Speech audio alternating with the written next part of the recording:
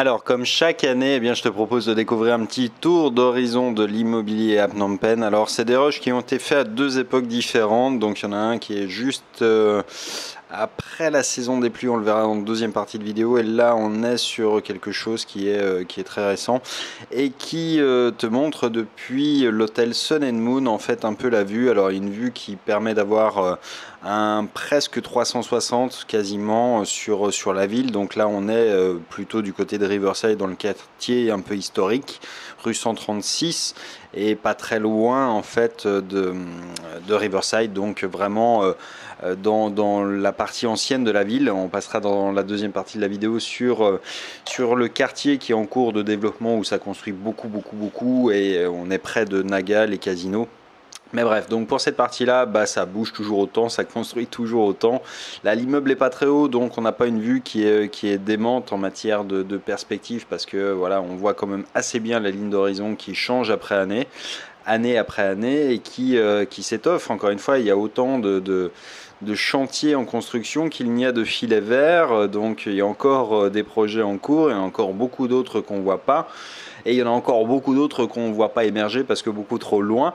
Encore une fois, le centre de Phnom Penh, c'est pas l'endroit où ça bouge le plus. Enfin, cette partie-là, c'est la partie ancienne de la ville. En revanche, tout ce qui est un peu excentré pousse à vitesse grand V. Et toute la partie près de l'aéroport, tous ces quartiers-là, en fait, il y a vraiment quasiment des villes entières qui sont sorties de terre, qui sont des projets immobiliers complètement déments, mais qui s'adressent plutôt... alors les gros projets, ça va être plutôt des villas, des quartiers entiers qui sont à destination des Cambodgiens. Et puis après, il y a des gros projets de condos, mais là où pour le coup, c'est quand même beaucoup plus sporadique. C'est pas... à ma connaissance, il n'y a pas de gros projet, ou du moins ils devraient construire un truc comme 15, 20, 30 000 logements à la fois au même endroit, du moins, puisqu'il y a toujours malgré tout beaucoup de projets. Alors l'idée, c'est quoi? C'est que il y a beaucoup d'investissements en fait au Cambodge, c'est-à-dire qu'il y a beaucoup de Chinois qui investissent parce que c'est facilité par la réglementation et par une scène. Donc il y a beaucoup d'investissements, il y a beaucoup effectivement de blanchiment, enfin du moins c'est aussi ce que pense un peu la communauté internationale, dans le sens où ils ont placé le Cambodge sur une liste intermédiaire de lutte contre le blanchiment, enfin du moins en disant que les fonds qui passaient par le Cambodge n'étaient pas forcément très propres et très safe. Donc c'est quand même un peu un signe. Et puis pour autant, la croissance du pays est toujours dynamique, mais on voit bien qu'il y a quand même deux économies qui n'ont pas grand-chose à voir les unes avec les autres. Les condos sont extrêmement chers, ils sont beaucoup plus chers qu'en Thaïlande d'ailleurs. En Thaïlande, le pays est plus grand, ils ont plus l'habitude, les condos sont mieux finis. Moi, ce que je reproche très souvent en fait, et là on est sur typiquement un projet qui s'appelle The Bridge Club, qui est un 5 étoiles, enfin qui se veut être un 5 étoiles, sauf qu'il n'en a pas ni les finitions, ni vraiment la capacité, quoi. Enfin, au départ, si, cet immeuble, il est bien. Il y a une vue qui est géniale, en fait, depuis cet hôtel, sauf que les finitions, c'est même pas du 3 étoiles, quoi.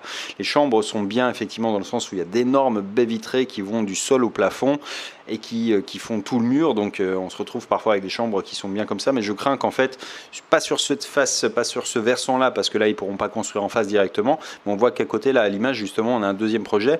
Mais de ce côté-là, en fait, en bas, en pied de l'immeuble, on voit qu'ils ont commencé à déblayer le terrain. Donc, je pense que la vue va être largement amputée. C'est dommage parce qu'effectivement, c'est le point fort de cet hôtel, c'est ça. C'est d'avoir une vue vraiment très portante, parce que c'est un des rares immeubles qui est aussi haut. Il fait quoi? Il fait 40, je sais plus combien il fait exactement d'étages, mais il est quand même très haut, enfin entre 35 et 45, je sais plus exactement, mais c'est un gros projet. Et donc voilà un petit peu pour cet état des lieux de l'immobilier à Phnom Penh. Encore une fois, ça bouge énormément, ça bouge toujours, ça va continuer à bouger, même si tout n'est pas occupé, même si tout n'est pas vendu. Il y a toujours de l'argent qui circule là-bas, et donc il y a toujours autant de mouvements sur l'immobilier. Je dis pas qu'il faut y investir, au contraire.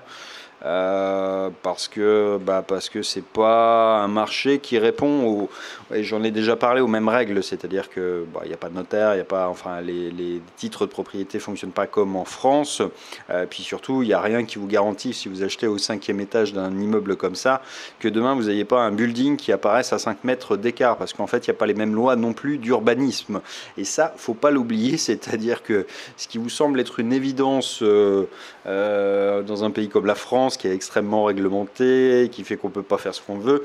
C'est loin d'être le cas partout et j'ai des exemples très précis en tête où on se retrouve avec des chambres d'hôtel qui sont dites avec c'est des fenêtres sans vue, c'est-à-dire qui ouvrent directement. En fait, on peut à peine ouvrir la fenêtre, on peut pas l'ouvrir en entier et ça ouvre sur un mur, quoi. Parce que en fait, les immeubles, ils arrivent dans certains cas de figure à laisser 20-30 cm d'écart et on se retrouve avec des gens qui avaient acheté un immeuble avec une vue qui était géniale au départ, sauf qu'elle n'est pas garantie à vie, quoi.